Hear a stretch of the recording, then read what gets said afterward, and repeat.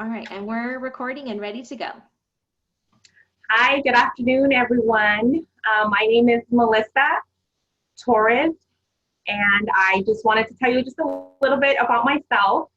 As you can see, I am worked in the hospitality industry for a little over 15 years, and also into the gaming industry, worked at a couple casinos. And then after that, I switched gears and moved into the travel industry. I worked for the Auto Club for about almost 2 years. And shortly after that, I became a business administration instructor, teaching students right out of high school. So that was personally a very rewarding experience for me. And along my career path, the positions that I held, I interviewed a lot of candidates, got very comfortable, learned the procedure, and learned from my managers, and I mentored staff. So that really gave me more of an insight of what the employer looks for when it comes to interviewing and hiring, and just the process from the beginning, from when the applicant starts looking for the position and when they actually come on board. And I also have my master's, my MBA with Cal State San Bernardino, and I got my MBA back in 2014, and that was our first year of online program. I really loved the experience and would do it again. And also received my bachelor's degree too in public relations with CSUSB in 2009. And currently, right now, I am a community association manager for Associa. I'm not sure if you guys have heard of Associa. It is a global company. We are in Mexico, Canada, and here in the US. So I work with homeowners and I work with board members. So we manage the homeowners associations. I'm not sure if any of you live in any gated communities or homeowner associations, but basically I'm a portfolio community association manager. So we basically service the homeowners, anything that they need, work with the board, help them with their annual meetings, with their budgets, their financials. So it's very intense position. I love what I do. I was, recommended by a former classmate from an MBA program. So, word of mouth. But that's just a little bit about me. I have a little baby. He's 16 months and just got married a few years ago. And, staying busy, working, and at the same time trying to stay safe. So let's go ahead and move with our agenda.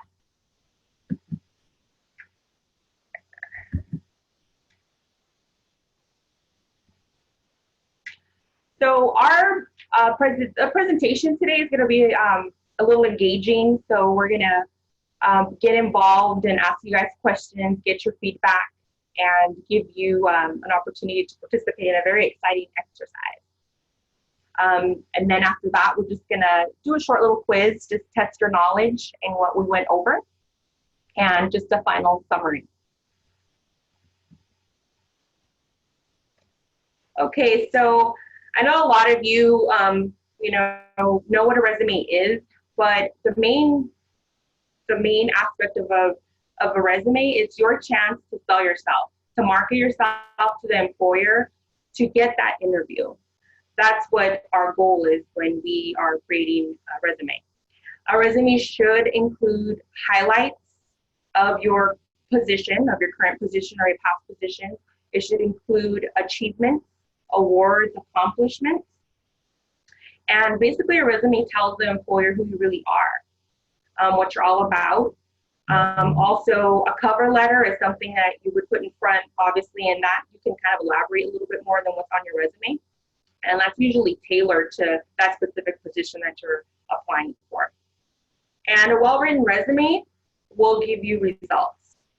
So I always keep in mind, out of 10 resumes, when you're actively looking for a job, you're out there, basically it's like a full-time job. So you are submitting resumes, you're actively every day going online, you're searching all of the avenues.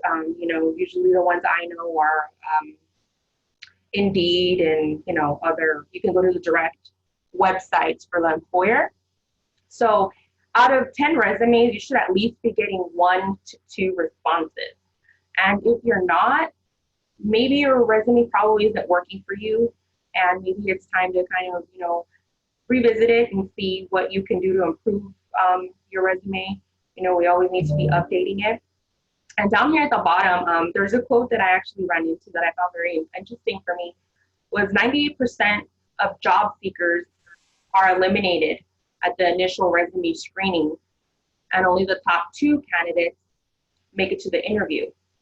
And just think about that, and just kind of see what that really does mean.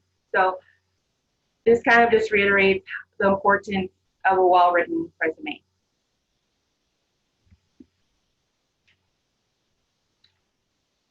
Okay, so this is going to be a fun exercise.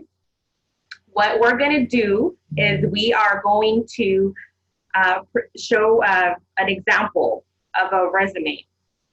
And I want you to write down 2 items that stand out for you. Anything that stands out for you in the resume, there's no rules or, of what you can't, just your first impression is basically what I'd like to know. And when you are, done, you can just go ahead and raise your hand, or raise your hand and Kristen can call on you to speak. So let's see here.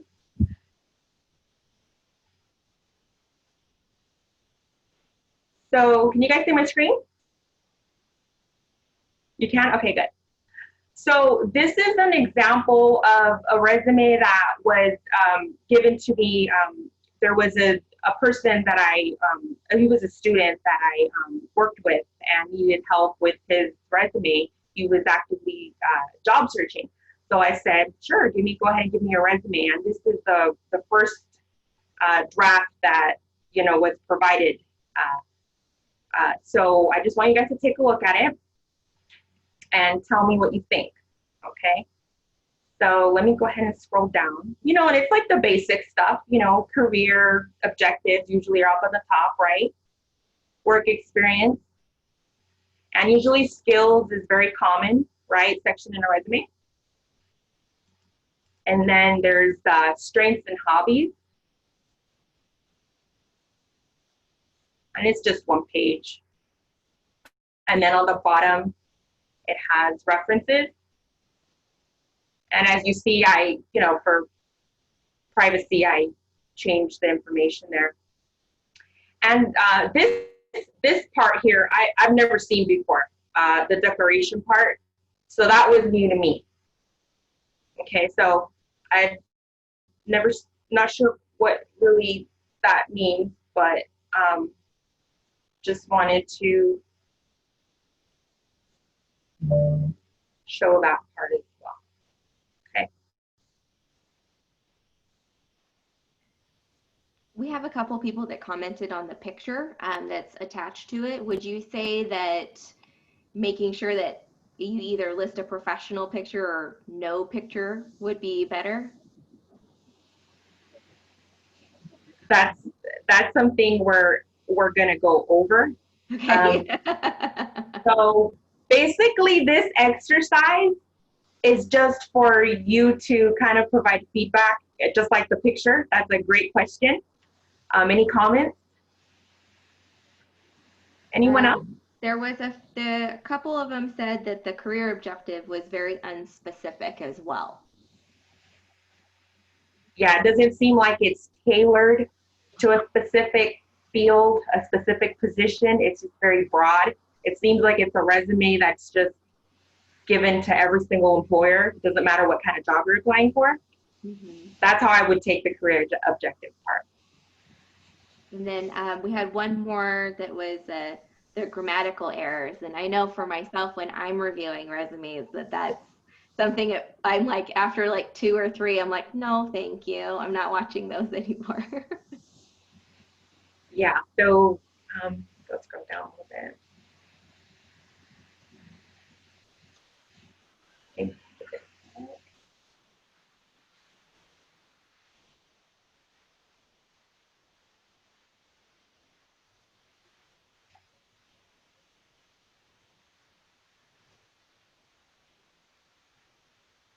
Is the declaration at the bottom of that common? I've never seen something like that on a resume before. I agree. I've never seen it before either. It's my first time. So I found that very interesting. Yeah. It seems like that would be something that would better be served in like a cover letter, possibly. I agree. We had another comment that it was unattractive, the spacing and the placement of things, the signature field, and then asking if hobbies is actually necessary, if an employer even cares about that. So there's a lot of really good comments going on in the chat. I think everyone's kind of picking it apart. Great. Okay. So do we have any other more? I see the strength is too mediocre. Strengths and hobbies. Yeah. The skills need to be more specified, like when it states bilingual. We don't know the exact language this person speaks. Bilingual in English and Spanish? Yeah, but that's general. You know, that's within Southern California, but it needs to be more specific, whether it's English and Mandarin, for example, and tailored to. And this needs to be tailored to the job. So. Yeah, I think what Eric is referring to, maybe those should be special skills that they have instead of just saying skills.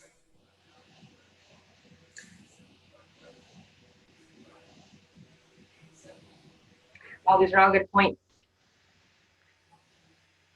Okay, so do we have any more? There's a question about references. Sure. What do you think about references on a resume? For my resume, I don't have that on there. If the employer does want references, they will ask for them. Yeah, I think it just takes up space. I think that's why some people do it, to be honest, is to put space so then, they don't have much experience. Oh, okay.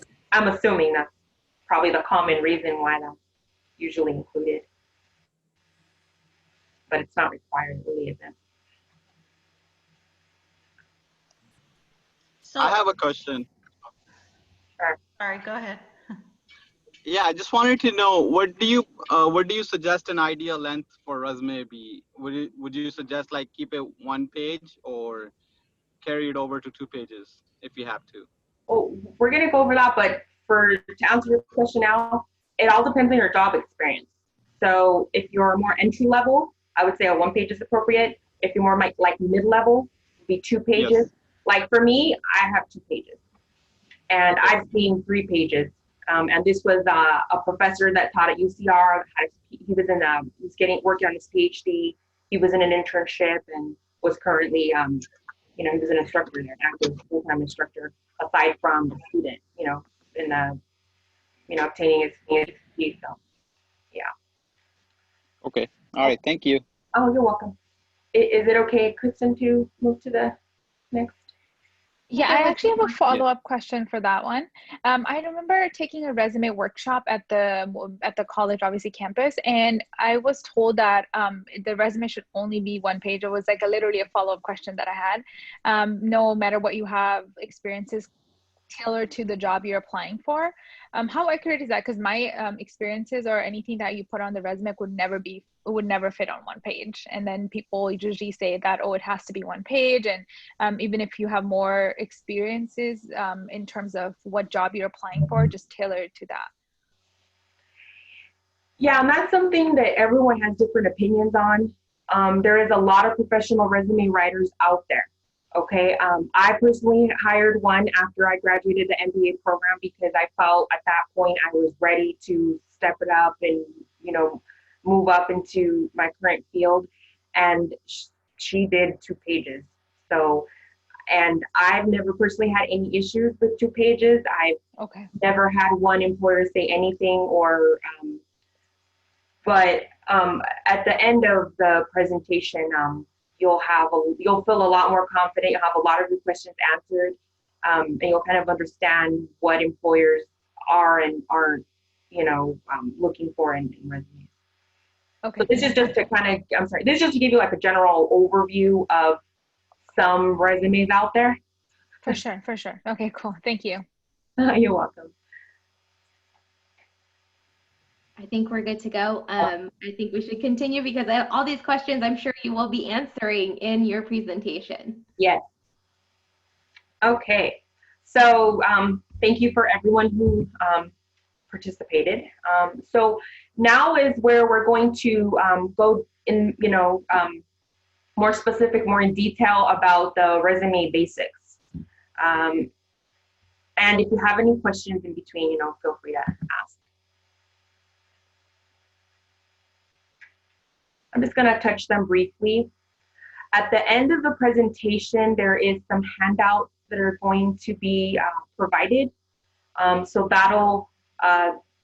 don't worry about writing these down, because I'm sure you will probably want to, keep these on hand. So that is definitely not a problem, okay?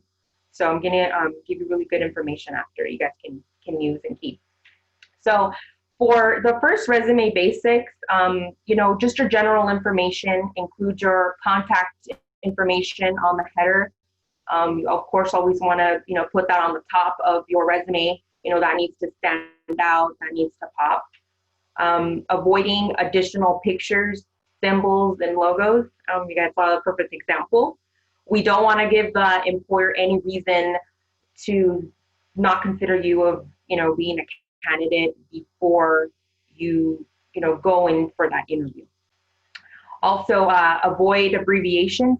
We want to stay away from abbreviations. There is some exceptions for abbreviations. For example, if they're really long words and you're going to use it a couple times, I would suggest the first time you use it, of course, spell it out, and in parentheses, put the abbreviation, and then in the rest of the resume, then you can go ahead and use the abbreviations. But rule of thumb is try to stay away from them in general. And resume and cover letters must always be typed.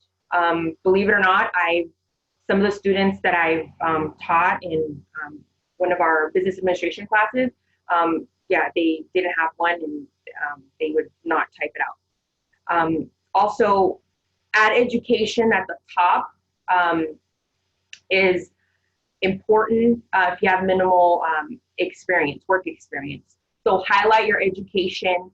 You want that to, you have that to go for instead of your work experience. So that's what I would suggest. If you're new in the field that you are trying to apply for and you don't have the relevant experience to that position that you're looking for, usually I'll see them at the bottom. So I usually just move the education up at the top.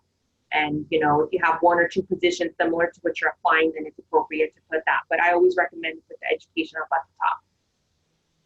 And of course, also, if you have minimal job experience and you don't have much to put on there, I do highly suggest to add any of your volunteer work that you've done. Any community involvement is important. Internships that you've held, achievement awards, professional associations that you belonged to before, any dean's list, or if any kind of honors that you graduated with, you want this to be highlighted on your resume as well. And also for personal references, for me, we talked about this in the prior resume sample that I showed you. It's not required, it's not recommended. There's, I would say about 50% of the ones that I review, I do see that, students do add that on there. It's not bad, but I wouldn't really, you don't need to put that on there like we talked about it earlier. I think it was Paul that had asked about that. So that's not necessary. And also avoid using any kind of personal detailed information. Like this one had an example of hobbies, and you want to stay away from that. No political, religious associations. Stay away from any kind of information that gives the employer personal information about you, your relationship status, kids, etc. You want the employer to be like non-biased, during this process.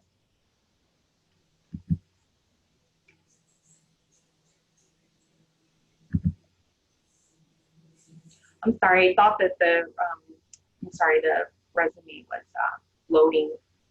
Apologize about that.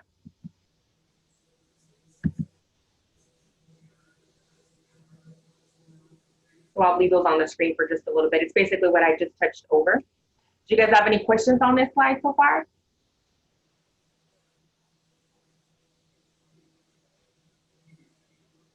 Okay.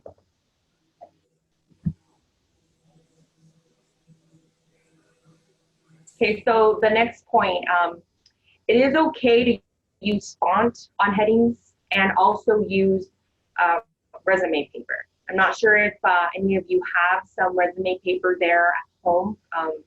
So maybe just, you can go to like the office supply store and Staples, Office Max. You can get a box of like resume paper, for a few dollars, very inexpensive. I do suggest keeping it at hand, because when you do print out your resume and it is in resume paper, I think it just looks more professional, kind of makes you stand out from the crowd, that you took a little bit more time and emphasis on making your resume look a little bit more presentable. So there's no rule in, for your heading up on the top, maybe like putting your title, customer service professional, restaurant manager, that kind of heading, putting that in color. That always is a good idea. And you can use the rest of the font in black. That would be appropriate. I wouldn't suggest using the whole resume font in color, but I would just say like the main headings would be appropriate to add in color, and any like special text boxes and so forth in color. That would help the resume pop. And resume formats vary. We want to keep it simple, easy to read for the employer. So your basic formats would also be like a generic template, nothing fancy, nothing that looks too busy that's going to confuse the employer. For example, I've seen some templates that they're not really organized. You don't know like the chronological order that they're supposed to be in. So always using like a user-friendly format for your resume, or just using a generic one and adding some color on the headings to make that kind of stand out is always a good idea. And a common thing that we see too on resumes, and I'm sure you've all seen that, is not including the obvious job skills on your resume. So for example, if you're a cashier, you don't want to put on your description, handled cash, closing procedures, assisted customers, answered the phone. You don't want to add the obvious, because the employer does know if you're a cashier, they do know what you do. What you want to include is, any highlights. If you work other positions, like for example, sometimes you're asked to work another department because you're covering another coworker, on their day off. So you always want to add the highlights, not the obvious skills on your position. And the next important one is list your positions in chronological order, of course. So, the most recent goes on the top, and then the oldest goes on the bottom. And I would try to stick to maybe, it kind of depends on how much experience you have, but anything more than like 7 to 10 years average, probably don't want to include it in your resume unless it's experience that's relevant to the current position that you're applying for. Then it would be appropriate to still keep that position on your resume.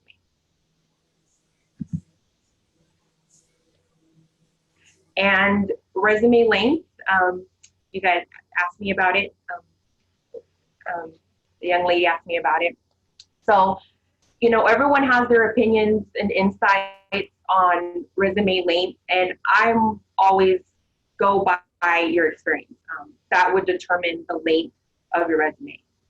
You don't want to, you know, shortchange yourself and do it for one page when you have a lot of experience in your field, when you've done a lot of community involvement, when, you know, you held maybe some TED Talks or some presentations that you're, you know, proud of.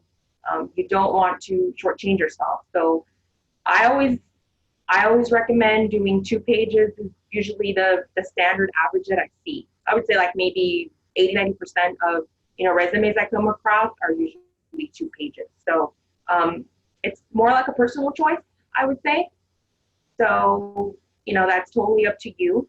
Another rule of thumb is avoiding printing your resume double-sided.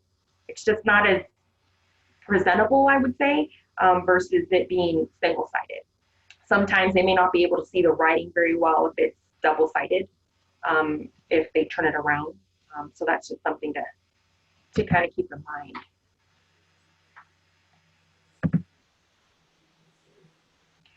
And letters of recommendation are definitely key. What I mean by that is I've personally have asked employers, I've asked some professors that I've had classes that I've been in their class. I've asked, you know, former coworkers for letters of recommendation, my managers. Those are very, very important. I usually provide a letter of recommendation when I get called in for the interview. I always carry a few copies of my resume. I have those on hand if the employer needs an extra copy. And I also give them my letters of recommendation, usually about, you know, 1 or 2 to 3 copies. It depends what I have on hand, the most current letters of recommendation. I usually give those to them in the beginning of the interview, if along with my copy of my resume, if they don't have one there in front of them. And they actually like that because as they're interviewing you, they have something to look at and they can actually ask you questions on, you know, anything that's on your letter of recommendation. So that always makes you stand out in my opinion. So if you do have a letter of recommendation, I would definitely take that to the interview, give it to the employer. They just really make you stand out. So if you don't have one, or I would just recommend to ask someone that you would feel that would be the appropriate person to give you that letter of recommendation. And believe it or not, people don't mind. I've reached out to the campus here in San Bernardino. I can name some of my past professors that are like honored to help me in my job search and provide me with one. Of course, just keep in mind they are busy, so give them ample time to provide that for you. So I remember when I was in the graduate program here at Cal State, San Bernardino, the graduate coordinator, she wrote a nice letter of recommendation for me. So I did appreciate that. So just some kind of resume basics that I would, keep on hand. And like I said, don't worry about writing these down because at the end of the presentation, we're going to give you some handouts that, would really help you when you, sit down and edit or revise or, completely redo your resume. So do you guys have any questions on this slide? Anything you want me to explain or insights or comments?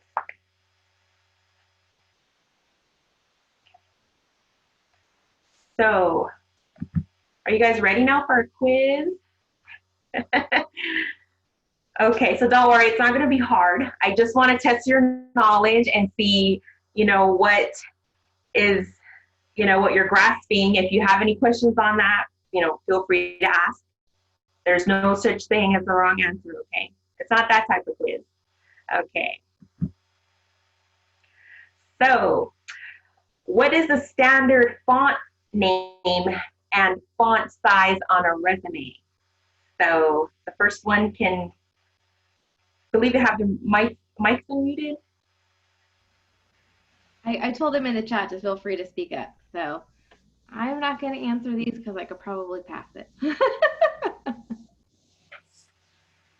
maybe font size might be 10 to 12. I would say you're right. I would say, and this is, you know, it all varies, you know. I would say 12. I would say anywhere from 10 to 12 is the standard font size. What about the font name? Standard font name? Arial maybe, or New Times Roman. Arial, Times New Roman. There's another one too that's very similar. There's Calibri, very similar to Times New Roman. That was typed in the chat, yeah. Yeah. So I would say, you know, Arial, Times New Roman, of course, is probably the number one in my opinion.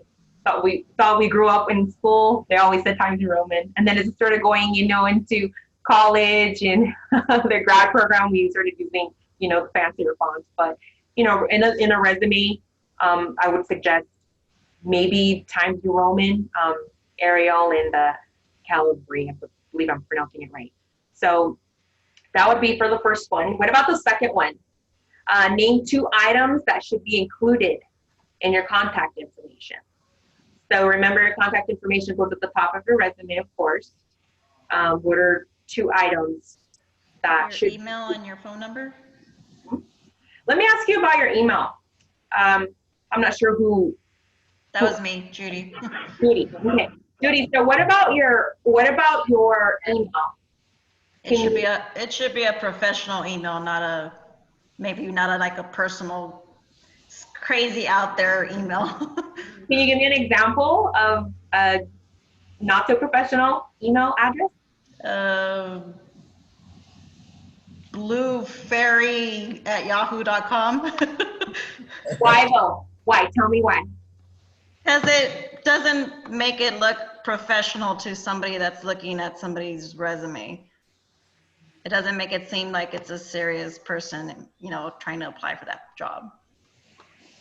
And they might have a different perception of you, maybe. Right. And you don't want to give the employer any reason to think anything negative of us. So trying to keep your resume, you know, very simple, not in those kind of, I guess, clues you want to say. So yes, perfect. Great job. What about the third one? What should you stay away from using on a resume? There's a lot of good answers for this one. Programmer. Grammar is one. Can you name a couple more? Personal information. First, give me an example. Religion. Religion. Religion, yes. But you give me an example, Paul. Your own example. Oh yeah. Let's see. Political affiliation. Okay. Or age, race. Age, race. Age is the big one, I think. Yeah. Any physical characteristics. You don't ever want to include your date of birth or any of that. You don't get asked your date of birth until you're filling out the application. So just always being mindful of that. If the employer asks you for any personal information prior to, you know, filling out an application, they shouldn't ask you for any of that anyway. What's another one or two more that someone can answer? Sexual orientation. I'm sorry? That's a good one. Sexual orientation. Yes. Give me an example. I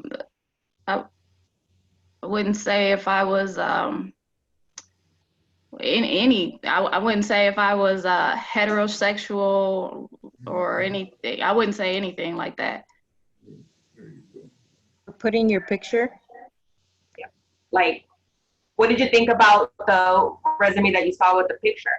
What was your overall impression of seeing that picture on the resume? It was unprofessional.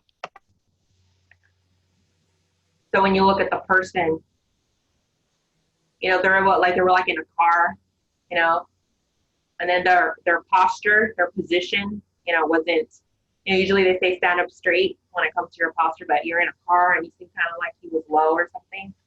Yeah. The hand gesture as well? Abbreviation. These are all good ones. So this one's a good one. That's like my favorite. It's like a lot of answers for this one. But these are just some examples that we really want to focus on when we're writing our resume, or even as a supervisor in your job, as manager when you move up in your career if you're not one now. These are all really good tips that help you, be a better interviewer. So the next one, what is the suggested length of a resume? So what did you guys learn from this question? That it should be based on your experience. Sorry. So, there's really not a set, and earlier, passion, that's for one. social skills, Correct? passion, social skills, drive to work, and Are you referring to the resume length? no. I'm referring to your ad on a resume when you have little or no job experience. Sorry, but I can't hear you very clear. Can you hear him, Kristen? What the question was? Yeah, it's the last one. It said, what can you add on your resume when you have little or no job experience?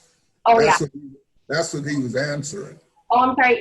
Can I get to your question? Can I get to that just in a little bit? Let me just I was at the top one. The suggested length of a resume. That's why I was going back to, I kind of disagree with the first page, only if you have more extensive job experience.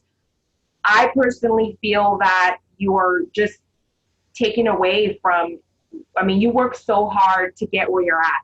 You worked hard to advance in your career, to advance in your education, and all of the internships, the affiliations done in your community. You want the employer to see that. You want them to see that you're the type of person that gives out to the community and, is out there making a difference. And for you to shortchange yourself and try to condense it all in one page, first of all, it might look cluttered. It might look too busy. I look at something sometimes and I'm like, email, for example.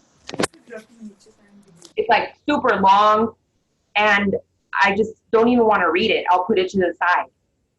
And that's probably a perfect example when it comes to one-page resume if you have a lot of experience. But like I said, if it's minimal job experience, it's totally acceptable. It's totally fine. Like the sample we showed earlier in that presentation. So I hope that answers that question.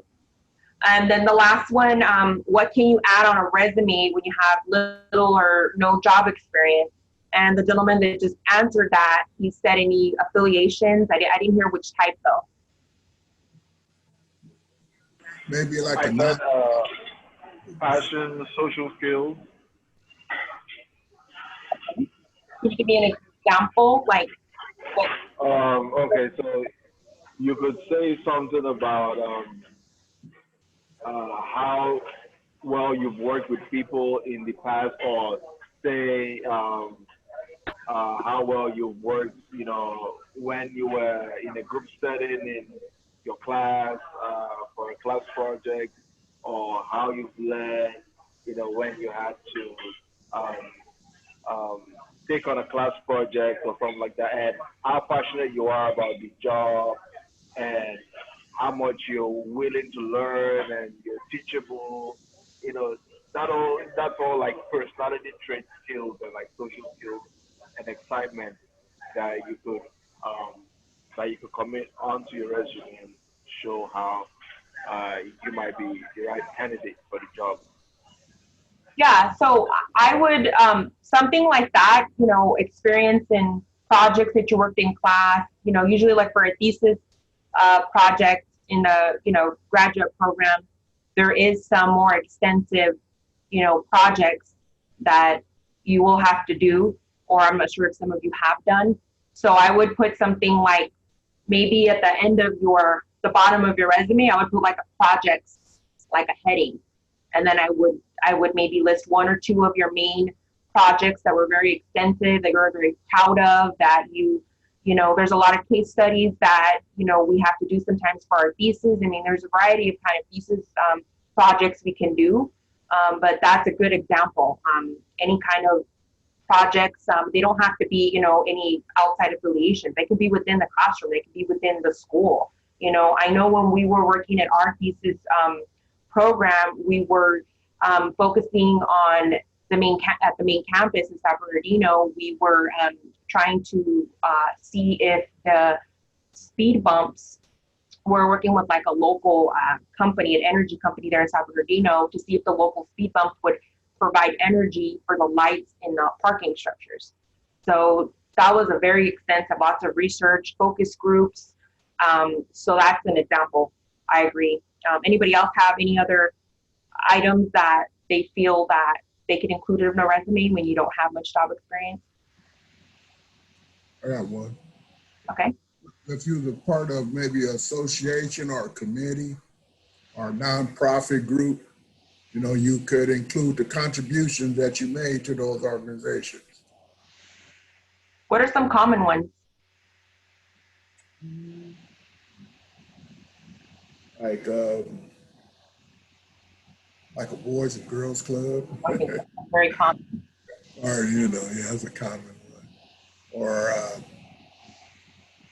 local, like Rotary Club, or our community organization, volunteer organizations. Yeah, one of my girlfriends is the treasurer for the Rotary Club here where I live. So I would definitely put that on there. I've seen it on her resume actually. And then she's the city treasurer, and this is just like a side job. Like I think she meets twice a month with the city of Indio. She's the treasurer for them. So it's not like a regular job. It's more like a, you know, kind of a consultant, I guess, because of her extensive financial background. You know, she does that. Boys and Girls Club, like the American Heart Association, the Cancer Society. You know, I know a lot of you probably volunteer for those big organizations. Any of those are really actually good examples. You know, so just some ideas for you all that, you know, need a little bit of ideas on what you can add on your resume. In the beginning, that was something I struggled with. I didn't really know what to add on my resume. So I was big on internships at the time. I was a internship for the news station here. I live here in the desert. I was here at the College of the Desert. And then when I got my MBA, I transferred to Cal State San Bernardino, the Palm Desert campus. So there they were starting the newspaper, the college newspaper. So at that time I was volunteering for the school newspaper. And then in the evenings, twice a week, I would go across the street at the news station and I would internship there in the newsroom, which is like really super cool, super exciting. I felt all important because, you know, I was with the older adults and the professionals in front of the camera. So I would just watch them. But those are just, you know, some things that worked for me was internships. And then I worked for our Senator John Benoit. I worked in his office as well in the marketing department. I worked in the Living Desert here in Palm Desert. I don't know if you guys know what that is. It's our like zoo and Living Desert Botanical Zoo. I'm not sure like the official name, but it's the Living Desert. I internship there in their marketing department. I went through the College of the Desert. They had a work experience program, and they help students find, you know, internships, and we get credit. You know, it's like a grade. So that really helped me. And actually internships are great through the university, through our school, because they were more easier to get the internship because, you know, the university is reputable. So if you go to Cal State San Bernardino and they're going to want to, you know, hire you as an internship, and some of them are paid. So, but the ones I did, they weren't paid, but that didn't matter because they always had a full-time job on the side too. And the internships are flexible when you can, you know, have some extra time to go. You just work that out with the employer. But that's what worked for me on my resume. I would say the first several years that when I was in working on my associate's degree, that's kind of where I needed that. So that's why I did them. I did them for the experience and of course for, you know, the grade as well. But that worked for me was my internships. And once the employers, then I would started, you know, building my resume, you know, I started not needing to add those anymore. I still have them on my LinkedIn profile just to show the, you know, the people out there, the recruiters that, you know, I have in the past, you know, done some volunteer work. That just shows a lot about you, willingness to help, you know, being open-minded. So that's just one recommendation that I have. Do you guys have any questions on any of these so far? Okay, so now I have a sample for you, okay, to take a look at, okay? So I just want you guys to, you know, same as the beginning, just take a look at it, tell me what you think, okay? So just picture the prior resume that we saw earlier, and I want you to take a look at this one now. Okay. So,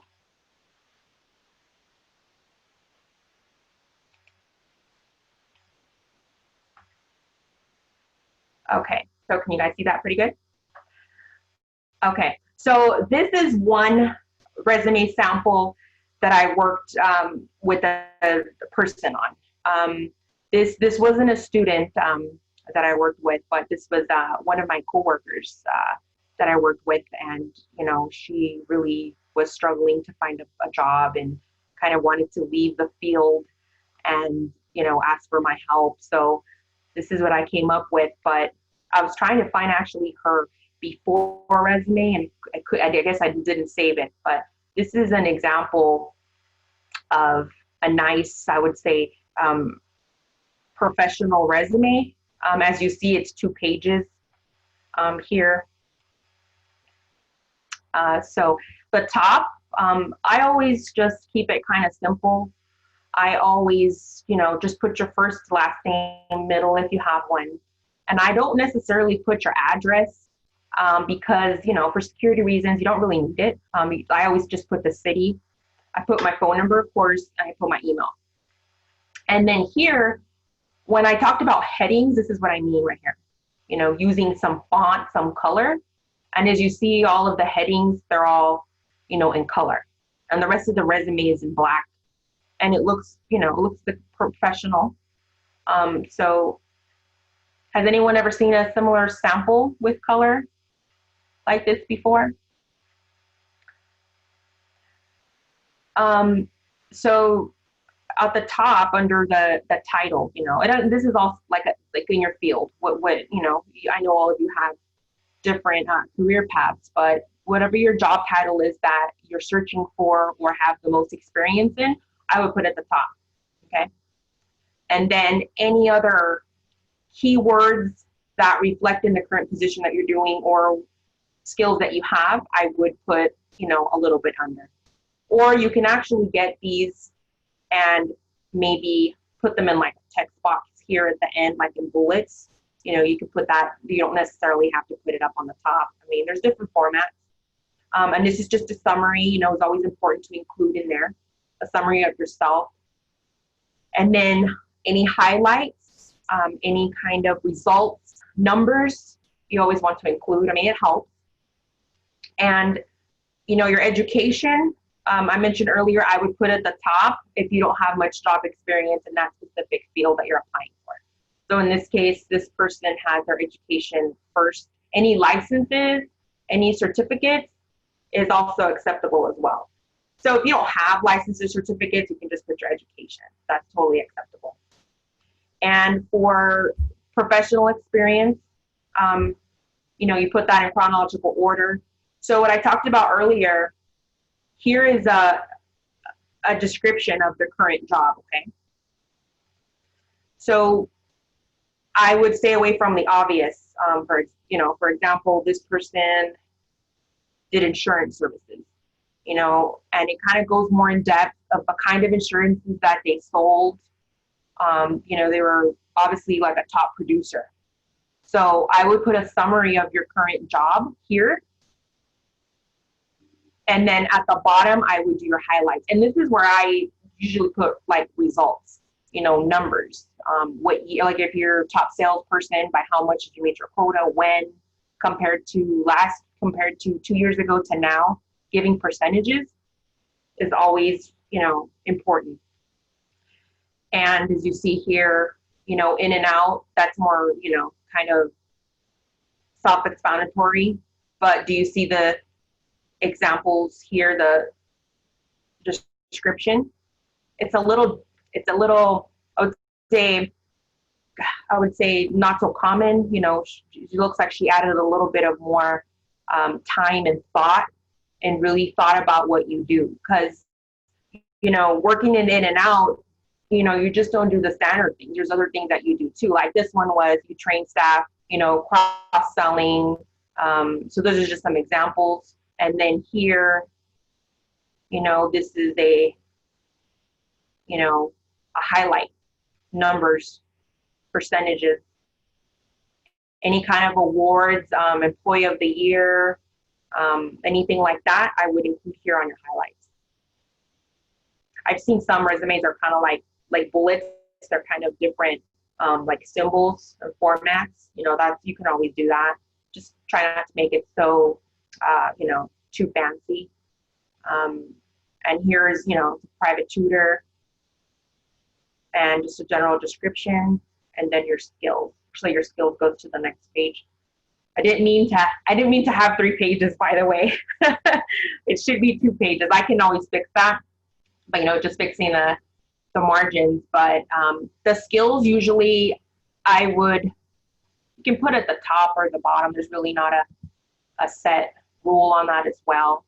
As long as it just flows with your resume, your format, it's really acceptable. Your objective, of course, you always want to put on the top. Your information usually goes on the top. But skills, I usually do at the bottom, but that's like a personal preference. Sometimes you probably don't even need to add skills if you're highlighting them in your current jobs titles, in your highlights. So that's not really an area that, in my opinion, is necessary.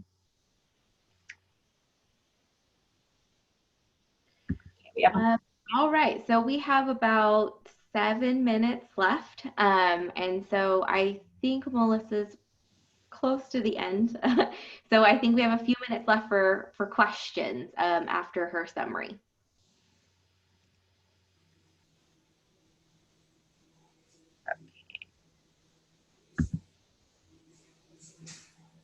Okay, so I have, anyone have any questions so far, or any thoughts, any comments, or any experiences that you've had about resumes?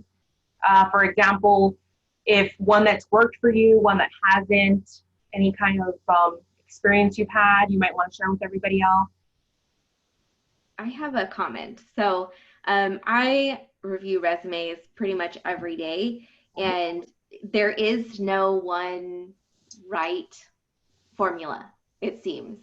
There are a few things that you cover that are like essentials, like spelling and grammar and things like that, making sure you're highlighting the skills that you have in your job, but it's going to be very dependent on what job market or what industry you're going into. So say someone is going into a graphic design position, their resume is going to be a lot more colorful, kind of showing off some of those graphic design skills, as opposed to someone that is a CPA. They're going to have probably a long list of like licensing, educational history to really show that they have those chops. So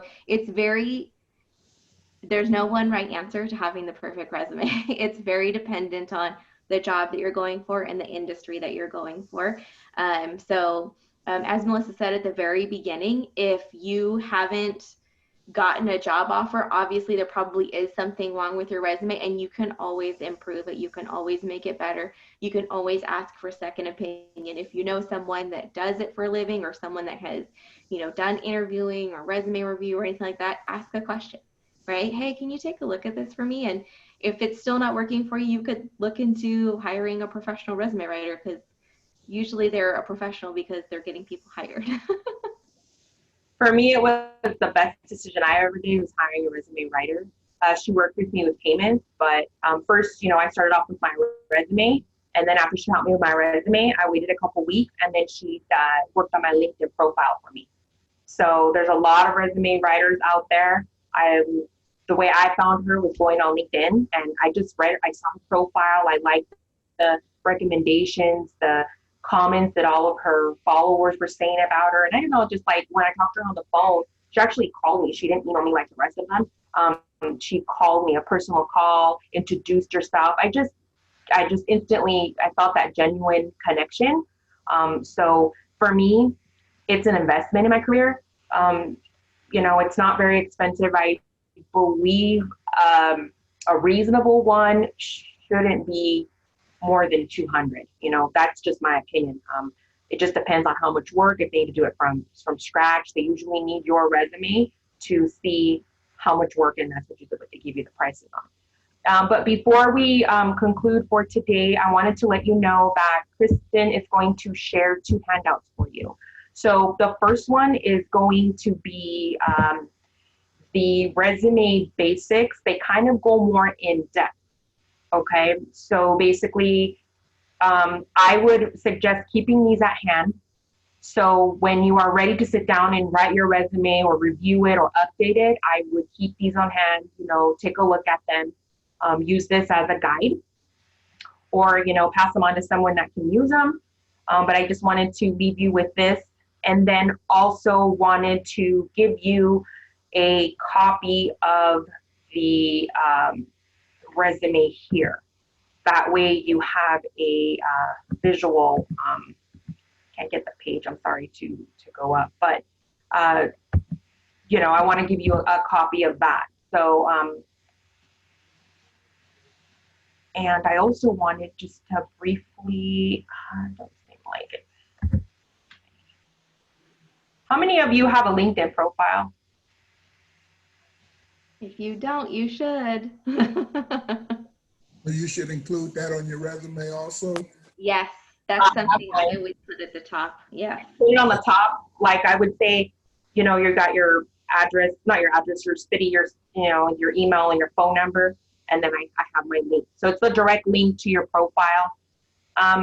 Kristen, it's not opening up for me, so I'm not sure if you can. If you want to go ahead and stop sharing, I can pull open mine real quick and get that going.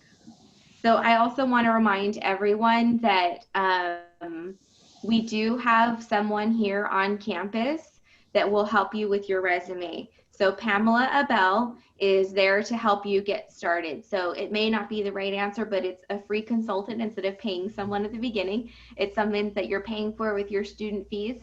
And it will also qualify in your passport as a stamp. So meeting with Pamela is, she can give you a lot of good information and definitely show you what is accepted in that industry. Okay, so I'm gonna go ahead and share my screen. And this is Melissa's profile, LinkedIn profile. So she's got a professional headshot. She's got a very neutral background, but still descriptive of herself. And she's got a lot of other good information. And I'll let her go through and talk about it real quick. Anyone that does need to go to class, please feel free. Please feel free to go to class. Yeah, thank you, Melissa. Appreciate everything. Thank you for your participation. Appreciate it. Yeah, I got to go to class. All right. Thank you so much, Melissa. I really appreciate your time. Oh, no problem. My pleasure. I am recording it, so if you guys want to come back and check out the last 5 or so minutes on YouTube in a day or two, you'll be able to look at that as well. Thank you again. You're welcome. Okay, so basically it's just want to do a general rundown of it. Of course, you know, having some, you know, nice professional pictures. Try to avoid, you know, any kind of pictures from your phone where you got, you know, busy backgrounds. Also, just trying to see here. Can't go down. Scroll. Here. The about section, I think is very important. That's a section that everyone looks at. And, you know, you really want to take your time on this. You know, it tells the employer a little bit about you and who you are, a little bit more personal description. And also including keywords is important because when you have, you know, the headhunters, you got the recruiters out there searching for, you know, candidates, they are, you know, searching by keywords. So if they're looking for, you know, a restaurant manager, if they're looking for, you know, banquets manager, they're going to type in those keywords and your, you know, profile comes up. Same thing for a resume. You know, when you have it online, they're looking for those keywords too. So those are important too. And of course, you know, in general in your resume, you always want to include those. Trying to be active on LinkedIn is important, because if the employer sees that you're active, you're, you know, engaging, you're conversating with others, you're posting things, you know, versus someone who's really almost non-existent, you know, kind of image. And all of your, for me, I put all of my experience on here, all of my work that I've done, any publications you want to include, any links to papers, anything you're, you know, very proud of, I would put on here. So I put my coursework for Cal San Bernardino. When I did both programs, I put my coursework in there because, you know, I do want the employer to know where my experience is, where my knowledge is in that area, you know, because our MBA is very broad. So them knowing the coursework gives them more of a general idea of what you focused into the program. As you see, I have my community college on there. I have a real estate license and some just general volunteer experience. So I'll leave you guys with that for today. You know, I hope this presentation was useful. I hope you picked up some pointers, and I hope you enjoy the sample that I'm providing and the, you know, the resume basics. And I wish all of you the best of luck, and reach out to your resources from school. That helped me out a lot. Seek advice from your peers, your mentors at school, other students, to rely on each other, ask each other for help. That's how, you know, we're able to achieve our goals and help each other out. Excellent. Well, thank you so much, Melissa, for your time. Thank you for everyone that joined us. I hope that it was beneficial and helpful. I know that I learned a couple of new things, and I will be sending out follow-up information. If you haven't done so, please make sure to take a screenshot for your passport if you're choosing to participate in that program. I've included the link in the chat, and it will also be in the email that I'm sending out again. So thank you, Melissa. Silent cheers.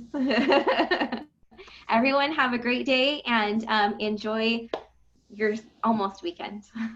Thank you again.